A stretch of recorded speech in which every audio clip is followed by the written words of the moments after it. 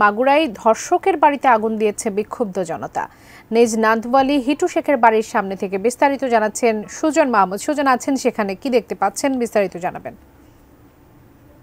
বাবলি, আপনি যেমনটি বলছিলেন, বিষয়টি হচ্ছে শিশু ধর্ষণের মেন অভিযুক্ত যে হিটু শেখের বাড়িতে কিন্তু বিক্ষুব্ধ জনতা বাড়িতে ভাঙচুর করেছে।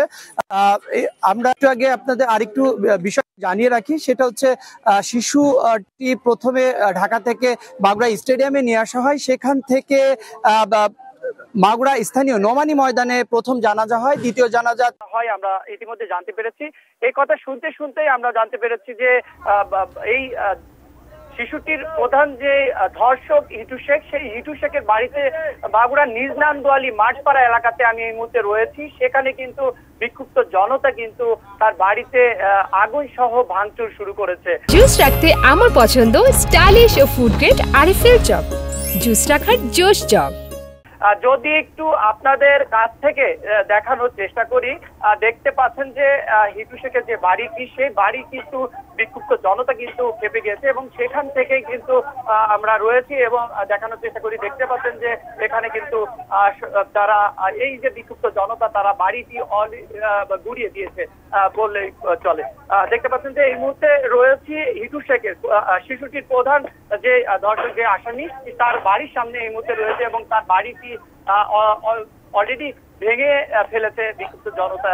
এই ছিল, দেখতে পাচ্ছেন যে এই ছিল মাগুরা থেকে সর্বশেষ খবর। বাহিনীর কিন্তু আমরা কাউকেই তেমনটি দেখতে পাইনি। এখন সবাই যে শিশুটি রয়েছে তার দাফনের কাজে সবাই আইন শৃঙ্খলা বাহিনী সহ বিভিন্ন মাগুরা জেলার বেশিরভাগই মানুষ, সাধারণ জনগণ কিন্তু সেখানে রয়েছে। আমরা সেটাই জানতে পেরেছি। স্থানীয় জনপ্রতিনিধি কেউ কে আছেন সেখানে, সুজন জানাবেন।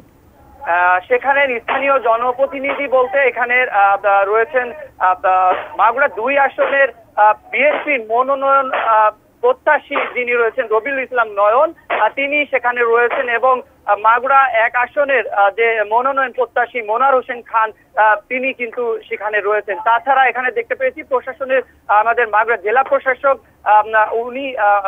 তিনি আমাদের সেখানে রয়েছে। তাছাড়া সেনাবাহিনী, পুলিশ, আনসার সহ বিভিন্ন শ্রেণীর প্রশাসনের বিভিন্ন লোক রয়েছেন সেখানে, আমরা সেটা দেখতে পেয়েছি।